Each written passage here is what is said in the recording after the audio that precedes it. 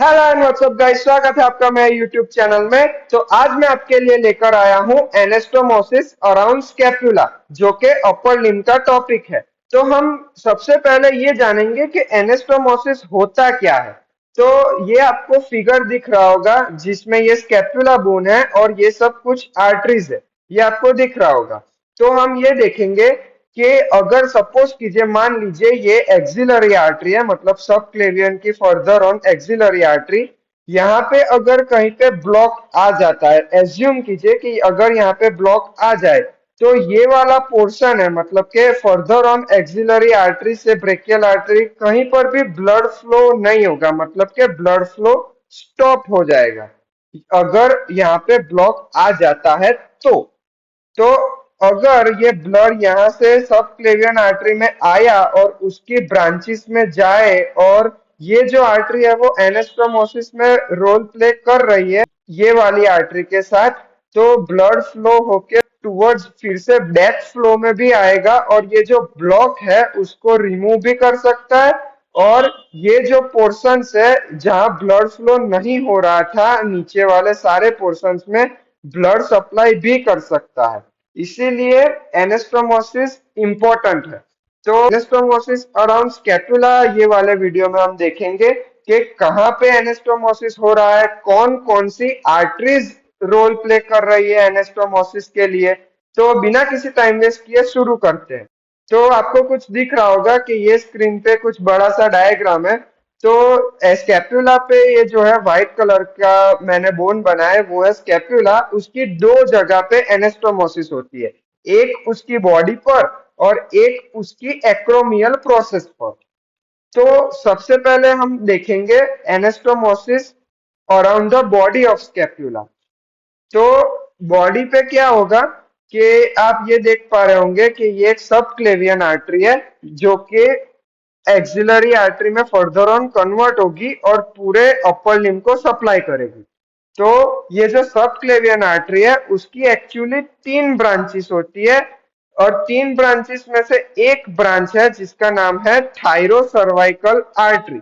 और जो thyro cervical artery है उसकी फर्दर ऑन तीन ब्रांचेस होती है, जिसको याद रखने का न्यूमोनिक है SIT, सीट। एस और टी ही अभी हमारे लिए काम किए। जो आई वाली ब्रांच है वो हम हेड एंड नेक में पढ़ेंगे, जो कि है इंफीरियर थायराइड, इंफीरियर थायराइड। और एस और टी जो ब्रांच है वो हमारे लिए एनास्टोमोसिस ऑफ स्कैपुला में कंट्रीब्यूशन कर रही है। तो ये जो है सुप्रास्कैपुलर आर्टरी, जो कि बॉडी ऑफ द स्कैपुला पर एनास्टोमोसिस कर रही है। और ये जो है ट्रांसवर्स सर्वाइकल आर्टरी, एस से सुप्रास्कैपुलर आर्टरी और टी से ट्रांसवर्स सर्वाइकल आर्टरी की डीप ब्रांच। एक्चुअली उसकी दो ब्रांचेस है, एक सुपरफिशियल और एक डीप। तो डीप वाली ब्रांच है वो एनास्टोमोसिस में कंट्रीब्यूशन कर रही है। इसीलिए एक सुप्रास्कैपुलर आर्टरी और एक ट्रांसवर्स सर्वाइकल आर्टरी की डीप ब्रांच। जो थर्ड वाली आर्टरी है वो एक्सिलरी आर्टरी के थर्ड पार्ट में, जो सब स्कैपुलर आर्टरी है, जैसा हमने एक्सिलरी आर्टरी पार्ट 2 में देखा था कि एक्सिलरी आर्टरी के थर्ड पार्ट की एक ब्रांच है सब स्कैपुलर आर्टरी, उसकी एक ब्रांच है सर्कमफ्लेक्स स्कैपुलर आर्टरी। जैसा आपको डायग्राम में दिख रहा होगा, ये एक्सिलरी आर्टरी के थर्ड पार्ट की ब्रांच सब स्कैपुलर आर्टरी और उसकी एक ब्रांच सर्कमफ्लेक्स स्कैपुलर आर्टरी। ये तीन आर्टरी जो है वो बॉडी ऑफ द स्कैपुला पर एनास्टोमोसिस कर रही है। कौन कौन सी?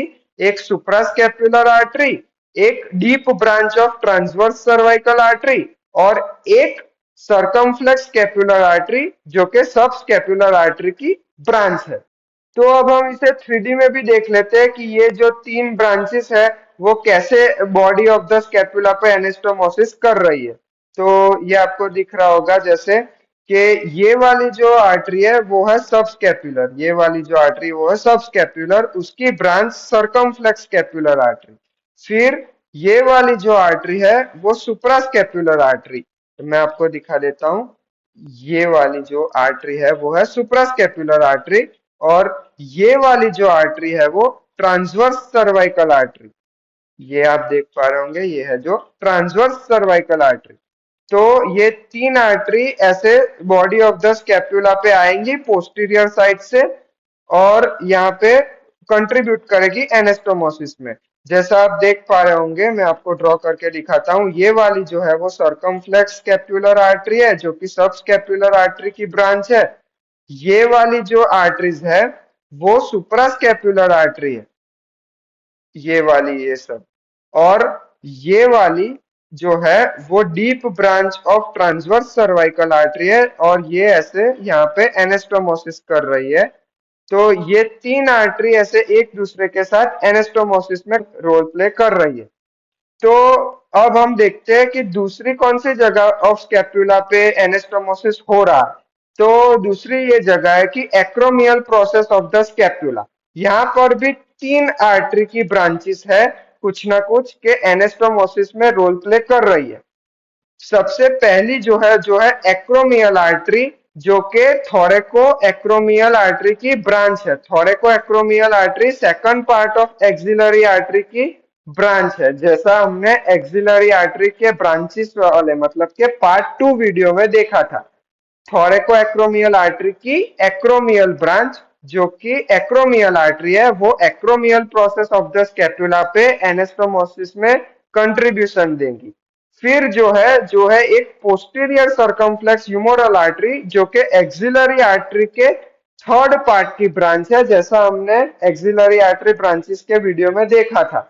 जो पोस्टीरियर सर्कमफ्लेक्स ह्यूमरल आर्टरी है उसकी भी फर्दर ऑन एक ब्रांच है, जिसका नाम है acromial branch of posterior circumflex humeral artery.